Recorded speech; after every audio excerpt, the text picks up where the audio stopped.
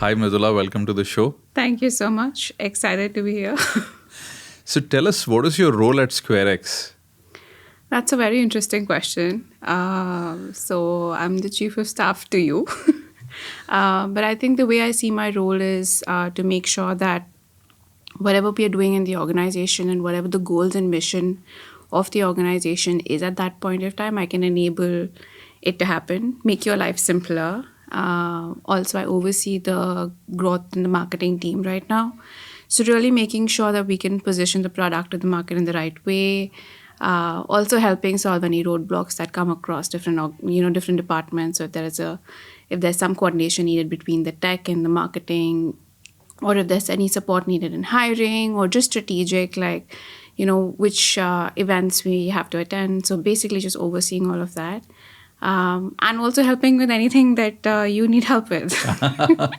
So we go back a long way where, you've also been part of the Pentester Academy journey. So tell us a little bit about how did you find out about the Pentester opportunity and why did you decide to join? So I think it's been very interesting because when I look back at my career, I started with a startup in some sense. My first company was Cement. Back in the day, when I joined them, they were just building out their sales team and they had just raised their Series C funding. And I was with them for a very long time, almost till, when we went public and then got privately acquired. Then I moved with them to Singapore. So I really enjoyed that journey that, you have with organizations when they're really building out. So because you can really see the impact of your work. And after that, I joined Eralu, which was in telecommunications. So when I was looking for a change after Eralu, I knew I wanted to join a startup.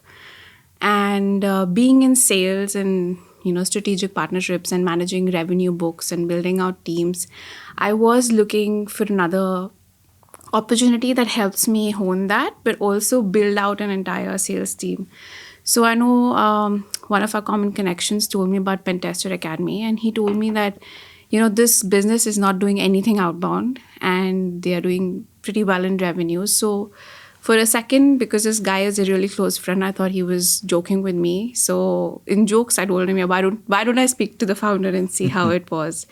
And to be honest, cybersecurity was a field that was way, way away from anything that I ever looked at. So I remember before I got on a call with you, I told my husband that I don't think this field would interest me, but let me see what the call was like. But I think rest is history. So, But I didn't show up for the call. You spoke with someone else. Yes.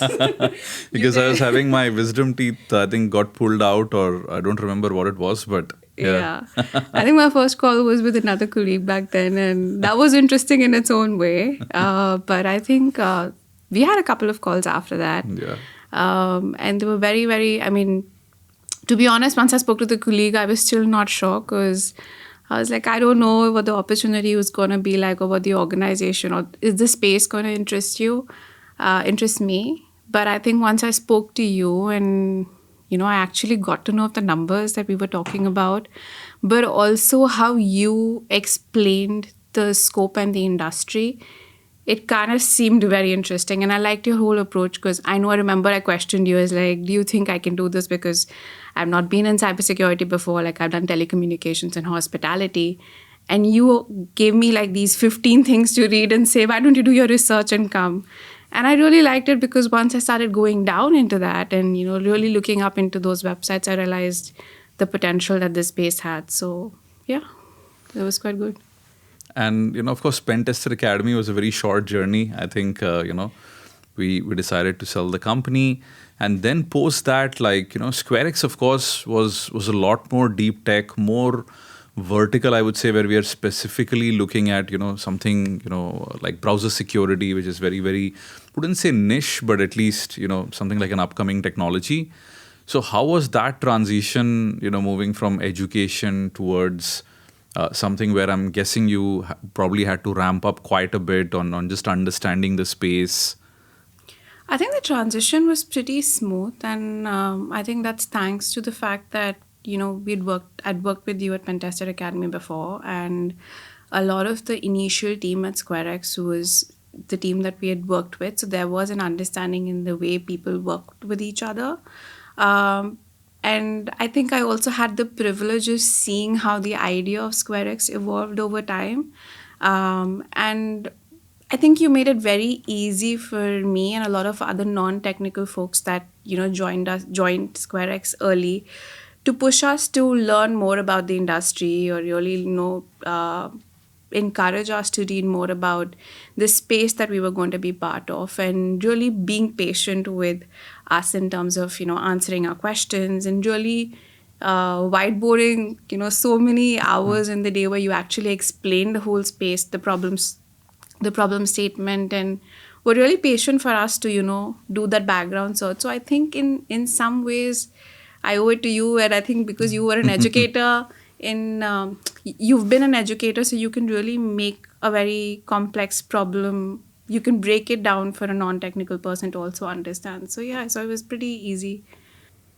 And how has the ride been? I mean, it's been a year.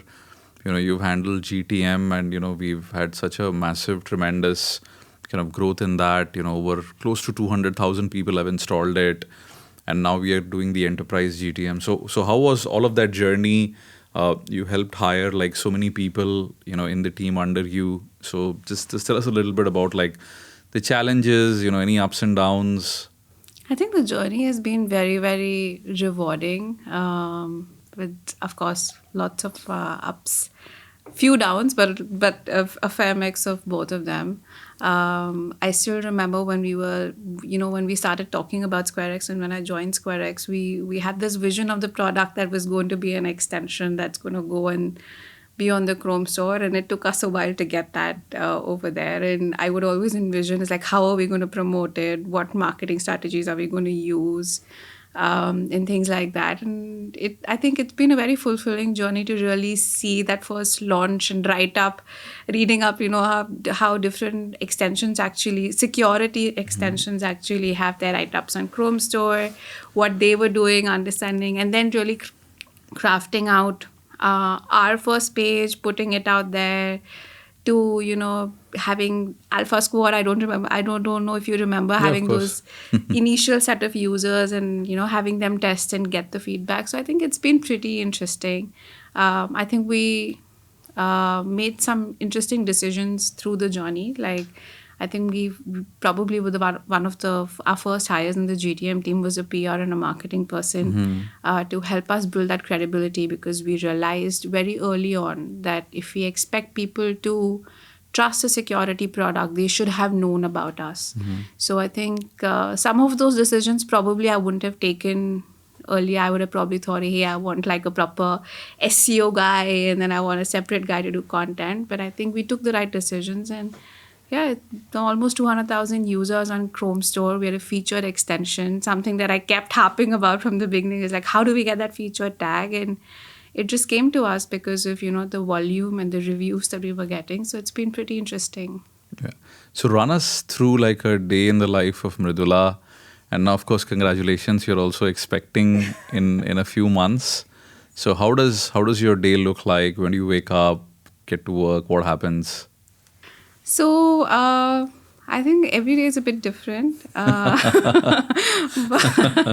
that's also because I don't have a very specific line role, as I would say. But yeah, the day starts once I get to office. I think we have a daily GTM sync where yourself included in the team really sits down. We brainstorm and discuss, what are the things that all of us are working on. We solve any roadblocks that are there, help each other out, and really kind of put a tone to, what we are trying to achieve in that week, day, and month. And from there, it's really about, what's the focus. If you're attending an event, really how to make sure how we're maximizing that. If we have some interesting meetings coming up, and now, of course, with us launching our enterprise version, we are gearing up for some very interesting pilots with big enterprises. So really making sure that, we can ensure that we have everything in place before we go for those meetings. Working with the content team to make sure that we're putting out the right messaging. So I think it's like all over the place, but it's quite interesting. Yeah.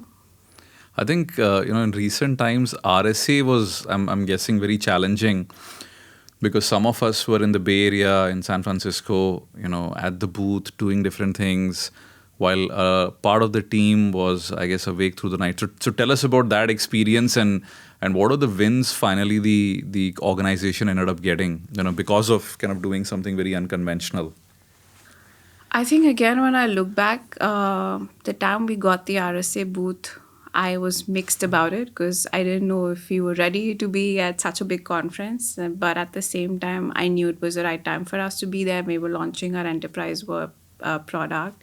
And owing to my pregnancy, I couldn't be there in person. So I definitely missed out on that opportunity. But I think the team and what we pulled together as a company was nothing short of fantastic. The team helped us get many, our product was very well received. We even won an award with the, best entrepreneur startup at the Cybersecurity Summit. We secured so many interesting podcasts and interview opportunities where these are people from the industry who really were intrigued on how we are looking at security and why we say a browser native solution can actually help organizations and enterprises. So I think that was really rewarding.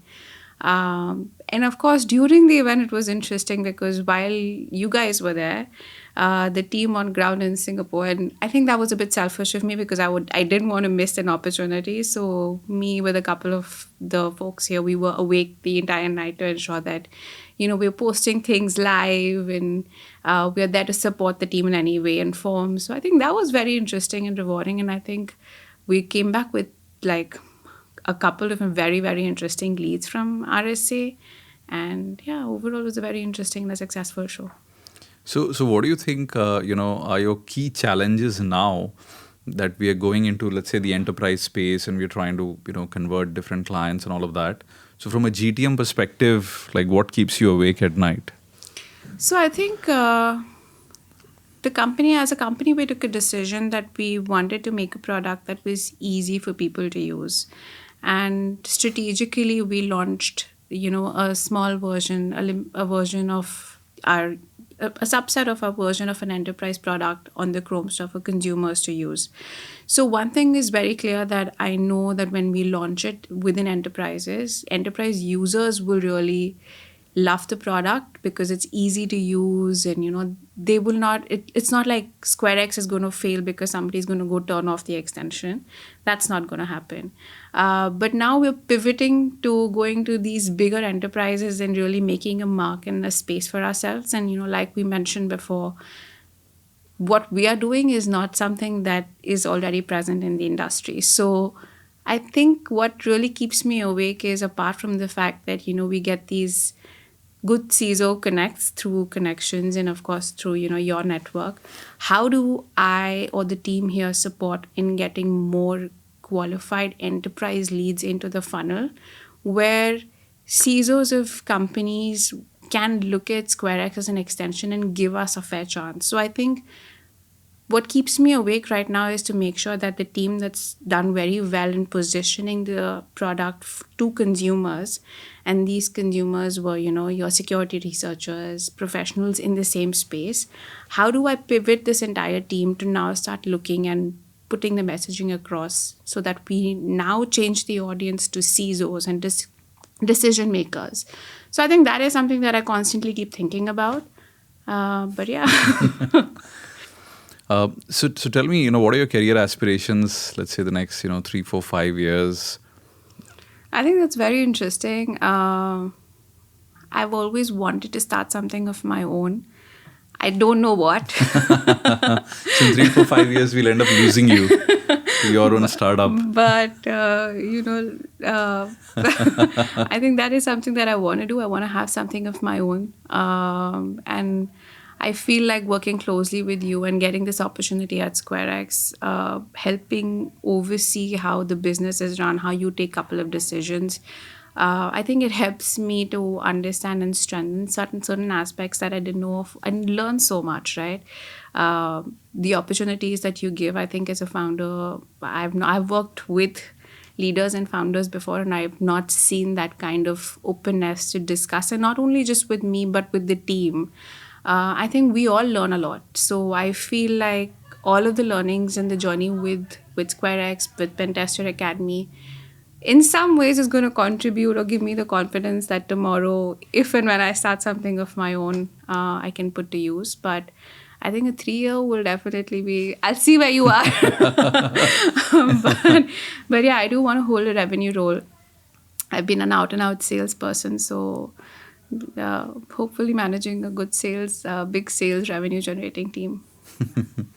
And I think, more exciting stuff in the short term. I think in the next 2 to 3 months, you're expecting a baby. So tell us a little bit about that, like, about the excitement and yeah. I think it's both exciting and a bit, I would say, overwhelming at times. And it's funny because when I got to know I was pregnant, I think you were amongst the first few people that I told it to as well. And when I discuss it with my colleagues and, my ex-colleagues and my friends, and they were like, have you told your founder? And I was like, yeah, that was like the first person I went to. And some of them were very shocked because unfortunately for women, like especially in smaller startups, because in a startup, in a bigger organization, there can be many people who are doing the same role. But in a startup, each individual plays a very important role in the function. So a lot of them are like, you're crazy, you shouldn't be doing it. But I think it's been rather comforting, and I think you've assured me well enough. I've cried to you a couple of times, like, I don't know what I'm doing. but I think it's assuring to know that, I can be pregnant, come to work, contribute. I am looking forward to the next chapter, but let's see. Hopefully, I'll be able to manage both. I don't know. We have your back, and I think life goes on. Life needs to go on.